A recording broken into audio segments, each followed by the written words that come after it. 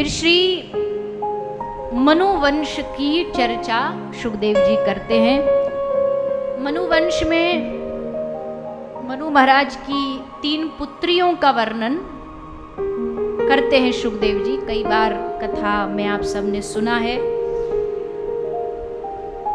माता आकुति, देहुति, प्रसूति, इन तीनों कन्याओं के बारे में सुखदेव जी ने बताया है। देहुति मैया कपिल भगवान की माता, कर्दम ऋषि की पत्नी। भगवान ने कर्दम ऋषि तपस्या कर रहे थे, तप में इनको बड़ी रुचि थी, तपस्या करते रहते, इनका सारा जीवन तपस्या में बीता। और एक दिन जब तपस्या कर रहे, भगवान ने दर्शन दिया तो ये मांगने तो आए थे कि प्रभु हम पे कृपा कर दो कि हमें आपकी प्राप्ति हो जाए, ये शरीर देह सब छूट जाए। पर भगवान ने उल्टा इनको आज्ञा दे दी कि जाओ गृहस्थ धर्म बसाओ। कर्दम ऋषि ने कहा, अरे कहाँ में बाबा जी, आदमी मेरे मन में तो कोई भाव है नहीं गृहस्थ धर्म, और आप कह रहे। भगवान ने कहा, देखो हम जो आज्ञा देते ना उसमें कोई ना कोई अच्छा लक्ष्य छुपा होता है। तो अगर हम कह रहे हैं गृहस्थ धर्म में जाओ तो इसका मतलब है हमारी इच्छा है कि हम तुम्हारे घर में तुम्हारी पत्नी जो माता देवती उनके गर्भ से जन्म ले, अवतार ले। भगवान भी खोजते हैं ऐसा पवित्र दाम्पत्य जहाँ भगवान प्रकट हो सके, जहाँ भगवान अवतार ले सके, जन्म ले सके, पवित्रता से परिपूर्ण दाम्पत्य। तो भगवान ने आज्ञा दी, कर्दम ऋषि घर आए, देवती मैया से ब्याह हुआ। और विवाह के उपरांत अपनी रुचि के भांति वो तो तपस्या पर बैठ गए, पर माता देहुति सेवा करती रही कि हमारे पतिदेव की रुचि है तपस्या में, तो ठीक है, हम भी बाधा नहीं बनेंगी बल्कि उनका सहयोग करेंगी।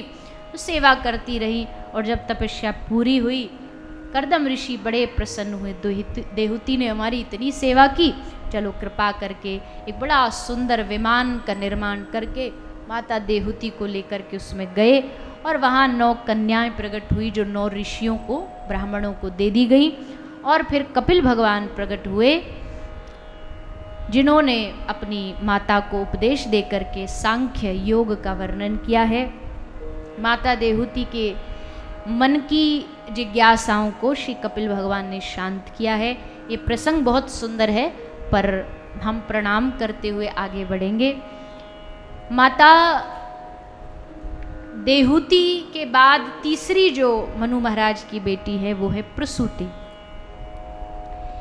इनका विवाह हुआ है दक्ष प्रजापति से। दक्ष एक बड़ा ही नामी सम्माननीय राजा है। जितने भी दुनिया के देव हैं सब जाकर के इस दक्ष के चरणों में अपना सर झुकाते हैं।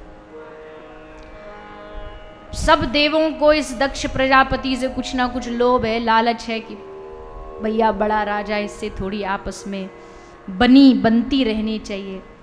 पर राजा दक्ष की एक पुत्री है सती, जिनका विवाह हुआ है किनके साथ? किनके साथ? अभी जिनकी चर्चा कर रहे हैं, देवों के देव महादेव भगवान श्री शंकर के साथ प्रसूति का विवाह होता है। और जैसे विवाह हुआ, अब महादेव तो महादेव हैं, अपनी मस्ती में जीने वाले। उनको क्या कि राजा की बेटी है, मुझे इससे क्या लेना देना। वो तो जैसे रहते हैं फक्कड़ साई में वैसे ही रहते हैं अपनी मौज में। लेकिन एक दिन घटना ऐसी घटी कि जिससे दक्ष प्रजापति अपने आप को अपमानित महसूस करता है। सभा बैठी थी, सभागार में सब लोग बैठे हैं। दक्ष के आगमन पर सब अपने अपने स्थान पर खड़े हो गए। सब अपने अपने स्थान पर खड़े हो गए। लेकिन जब भोलेनाथ जी ना खड़े हुए तो दक्ष प्रजापति को बड़ा अपमान महसूस हुआ और वहीं भरी सभा में उसने उल्टा सीधा सुनाना शुरू कर दिया। खूब अपशब्द सुनाए भगवान श्री शंकर को। लेकिन सोचो, जो विष का घूंट पी गए हों उनके लिए अपमान का घूंट पीना कौन सी बड़ी बात है। और हाँ, ये बात भी सच है, विष का घूंट फिर भी आदमी पी लेता है, पर अपमान का घूंट सबसे नहीं पिया जाता।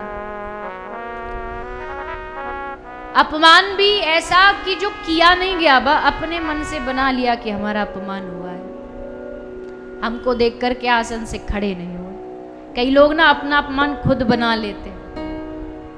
कोई उनको निकल के जा रहा, उस बेचारे की नजर भी नहीं पड़ी और उसने ऐसे हाय हेलो राम राम जी राधे राधे जी भी नहीं किया ना, तो उसी में वो एकदम बावरे हो जाते हैं। हमको देख करके राधे राधे भी नहीं बोला, और राधे राधे बोल दिया तो हमारे पाँव नहीं चाहिए। तो बेचारे भोलेनाथ जी तो अपनी मस्ती में मस्त थे, राम राम राम राम जप रहे थे। कौन आया कौन गया उनको पता नहीं। लेकिन दक्ष प्रजापति एकदम आग बबूला हो गए। सुनते रहे भगवान शंकर, जितना ये सुनाता रहा सुनते रहे, एक शब्द ना बोले और उठ करके चले गए, स्थान छोड़ करके चले गए।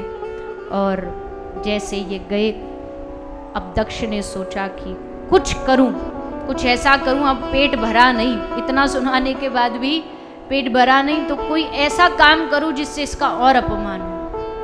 यज्ञ किया, यज्ञ में सबको बुलाया, न्योता दिया, सबको आमंत्रण किया, लेकिन अपनी पुत्री और भगवान भोलेनाथ जी को न्योता नहीं दिया। माता तो समझ नहीं पाई ये भाव पिता का, लेकिन शंकर जी तो जानते थे, वो तो रोका भी नहीं मानी और आ गई यज्ञ में। यज्ञ में जब देखा कि इतना अपमान मेरे पति के यज्ञ का भाग भी नहीं है, बस अपमान सहन नहीं कर पाई, अपने शरीर को यज्ञ आहुति में डाल दिया। भगवान के दूतों ने क्रोध में आकर के दक्ष और दक्ष के जितने साथी थे सबको मारा, दक्ष का सर धड़ से अलग कर दिया।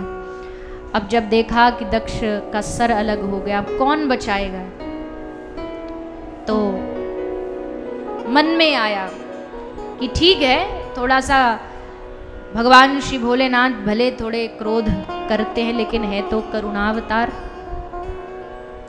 इसलिए उन्हीं की शरण में जाओ। सब लोग उनकी शरण में गए। भोलेनाथ जी ने कृपा करके दक्ष के सर पर एक पशु का सर लगा करके दक्ष को जीवन दान दे दिया और दक्ष पर कृपा की। ऐसे करुणा के भंडार भगवान श्री भोलेनाथ को हम सब प्रणाम करते हैं। श्रावण माह, पुरुषोत्तम मास, वैसे तो मैं हमेशा कहती हूँ कि कोई एक विशेष दिन नहीं होता है किसी भी भगवान को भजने का, पर कुछ दिन ऐसे होते हैं जिसमें विशेष करने से और ज़्यादा आनंद आता है। तो इसी के लिए हम सब